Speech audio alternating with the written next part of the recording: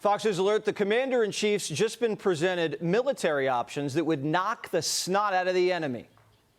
Do we want to go and just blast the hell out of him and finish him forever, or do we want to try and make a deal? I mean, those are the options. Do you want to go blast the hell out of him I'd and prefer finish him not. forever?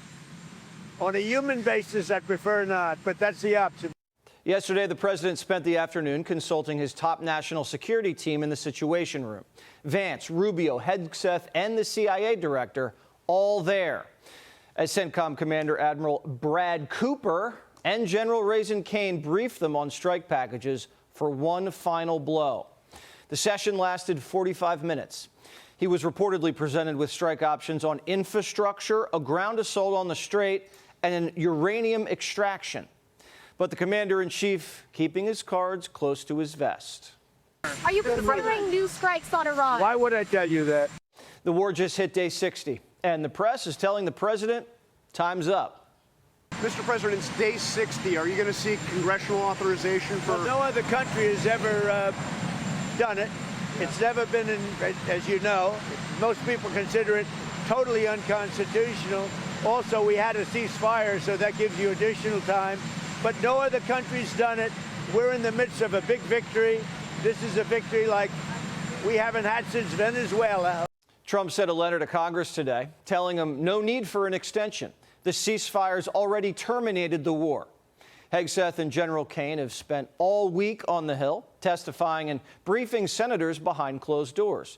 Of course, Dickie B's already leaking. I do have the impression from some of the briefings that I have received, as well as other sources, that an imminent military strike is very much on the table, which is deeply disturbing. What about classified? Does Dick Blumenthal not understand? Anyway, the firepower we have in the region isn't a secret. After a 3-week timeout, CENTCOM now has twice the amount of combat power that it did at the start of the war. We have 3 carriers in theater, all assets in pre-strike position. Our sailors aboard the USS John Finn, a guided missile destroyer, have been conducting live fire exercises in the Indian Ocean. They're ready and lethal. Now the Super Stallion is in the region. It's one of the largest and heaviest lift choppers in our arsenal. Here it is preparing to land on the USS Tripoli. Retired 4-star General Jack Keane says it's time to finish the job. I think option 1 is return and finish what we started. We spent 3 weeks here trying to work something out with these guys. Let's go finish that once and for all. Complete that mission that we've given to them. And we can go through a list of targets, but there's leadership targets out there, there's ballistic missiles out there, there's a remnants of the nuclear program that's out there, there's drone storage that's out there, and energy infrastructure, etc. There's plenty of targets that we have assigned that we want to finish. Iran's starting to buckle under the blockade. They just sent us a new peace proposal. Before, they said they wouldn't talk as long as the blockade remained. Now, they definitely want to talk and said they're willing to talk Monday. They also want Trump to tone down his rhetoric. Trump's threats are driving him crazy, and they can't tell what's going to happen next. And they want to talk about opening up the Strait now. And then they'll talk about the nukes, if we drop sanctions and the blockade. But it still sounds kind of like your typical Iranian haggling. The president says no deal. If this were a fight, they'd stop it. You know that expression, it's true. But they're not coming through with the kind of deal that we have to have, and we're going to get this thing done properly. We're not going to leave early and then have the problem arise in 3 more years.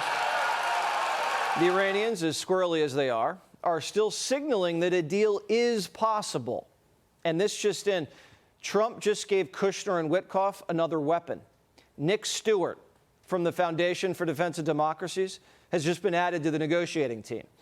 He's got a reputation as a hawk and is adamant about removing the uranium from the regime. But we're also dealing with an underground madhouse. As you know, it's a very disjointed, unfriendly leadership, unfriendly to each other. They're not getting along. They're very, very confused by what's happened because essentially most of their military has been wiped out. But we just had a conversation with Iran. Let's see what happens. But I would say that I am not happy. Their leadership is very disjointed, very argumentative with each other. They come back One says one thing, one says another. They're very confused. We're getting peace proposals, but they're not coming from the gay Ayatollah. He isn't actually in charge. The military's making him put out statements like Baghdad Bob. No Lips says our bases are paper tigers. Okay, Lips. The moderates, they want a deal, but the military wants suicide by cop, by Trump.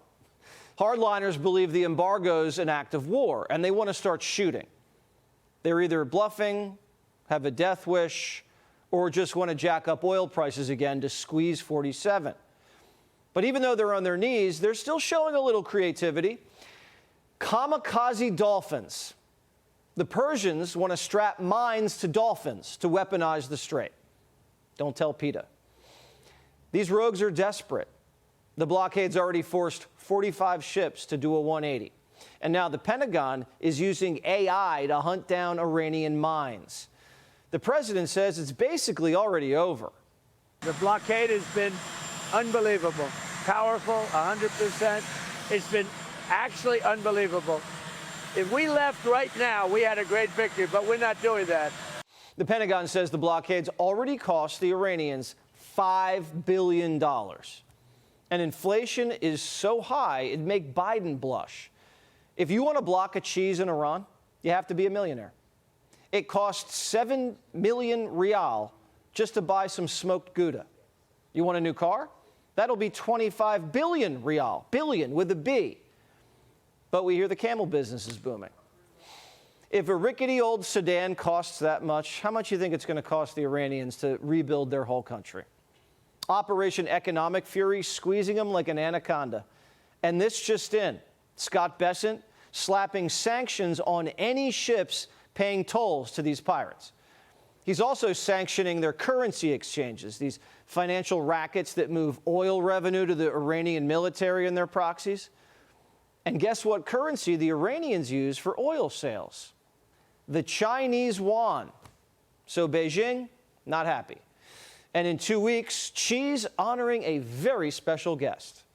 Will Iran affect your China trip given the blockade? No, China, it's going to be amazing. The visit with China and Chairman Xi, that's going to be great. We have the trip with China coming up, and I think it'll be an amazing event.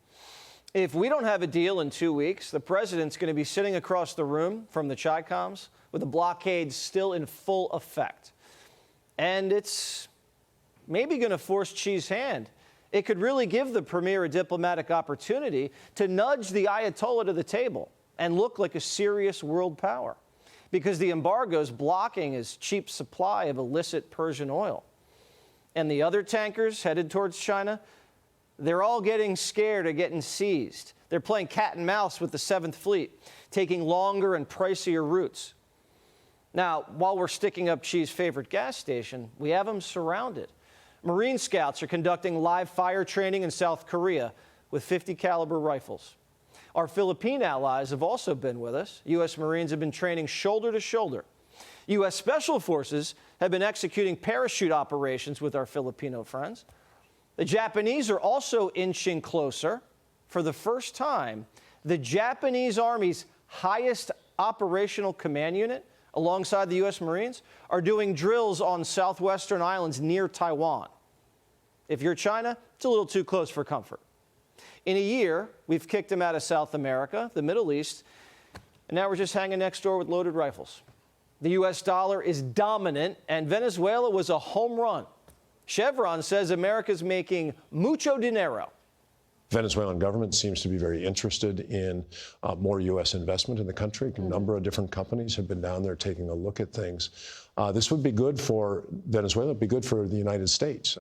Exxon and ConocoPhillips are also back in Venezuela. They said it would never happen, and they were all wrong. Once Trump sticks the landing in Iran, the president guarantees a golden age. There is so much oil out there. It's pent up. It's locked up in the Strait of Hormuz, a beautiful place.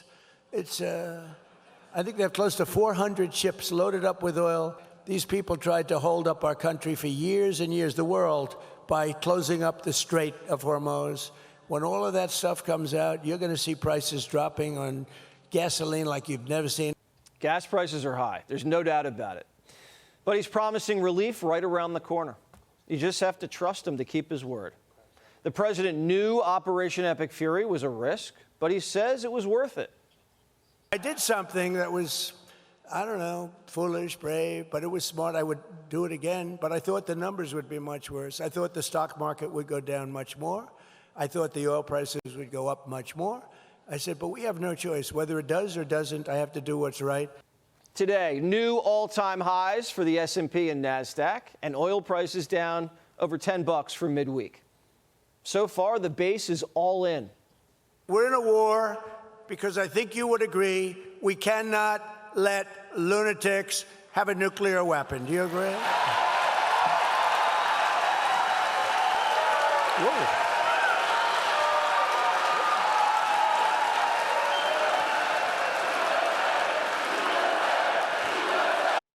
Be sure to like and subscribe for all the Fox News latest on YouTube and catch full shows streaming now on Fox One.